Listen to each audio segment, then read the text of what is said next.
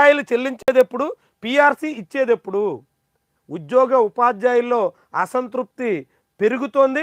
ఇప్పుడు తల్లికి వందనం, అన్నదాత సుఖీభవ ఇలాంటి పథకాల అమలు మొదలైన తర్వాత ఉపాధ్యాయుల్లో మరింత అగ్గి రాజుకుంటుంది. ఎందుకంటే అందరి పథకాలు అందరికీ ఇస్తున్నప్పుడు ఉపాధ్యాయ ఉద్యోగ కార్మిక వర్గాన్ని మాత్రం ఎందుకు వదిలేయాలి అనేటువంటి ప్రశ్న ఉత్పన్నమవుతుంది. కాబట్టి తమకి ఐఆర్ ఇవ్వాలని, పీఆర్సీ ప్రకటించాలని, డిఏలు ఇవ్వాలని ఒత్తిడైతే పెరగడం అనివార్యంగా కనిపిస్తుంది. ఎందుకంటే పక్కనే తెలంగాణలో రేవంత్ రెడ్డి ప్రభుత్వం నిన్ననే డిఏ ప్రకటించింది.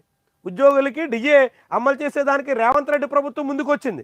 చంద్రబాబు ప్రభుత్వం మాత్రం డిఏ అమలు తర్వాత ఇవ్వాల్సినటువంటి బిల్లులు కూడా ఇవ్వకుండా ఉద్యోగుల్ని వేధించే ప్రయత్నం చేస్తుంది. అన్ని రకాలుగానే వంచేదానికి సిద్ధమవుతుంది. పీఆర్సీ కమిషన్ రద్దు చేశారు, కొత్త కమిషన్ వేలా. ఐఆర్ ఇస్తామని చెప్పుకొచ్చారు, ఇచ్చిన దాఖలాలు లేవు. సిపిఎస్ రద్దు చేస్తామన్నారు, ఆ ఊసే మర్చిపోయారు. ఇట్లా అనేక అంశాల్లో పవన్ కళ్యాణ్, చంద్రబాబు ఉద్యోగ ఉపాధ్యాయులకి చెప్పినటువంటి మాటలన్నీ ఒట్టి నీటి మూటలుగా కనిపిస్తున్నాయి. దాంతో ఇప్పుడు ఉద్యోగ వర్గాల్లో ఆందోళన రాజుకుంటుంది, వేడి పెరుగుతోంది.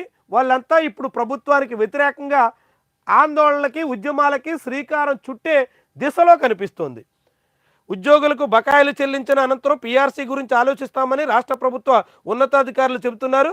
అసలు బకాయిలు ఎప్పటికి చెల్లిస్తారు, పీఆర్సీ ఎప్పటికి అమలు చేస్తారు, ఇది రెండిట్లో స్పష్టత లేకుండా ఎందుకని వేధిస్తున్నారు అంటూ నిన్న అమరావతి జేఏసీ చైర్మన్ బొప్పరాజు వెంకటేశ్వర్లు అడిగినటువంటి ప్రశ్న ఇక్కడ చూడొచ్చు.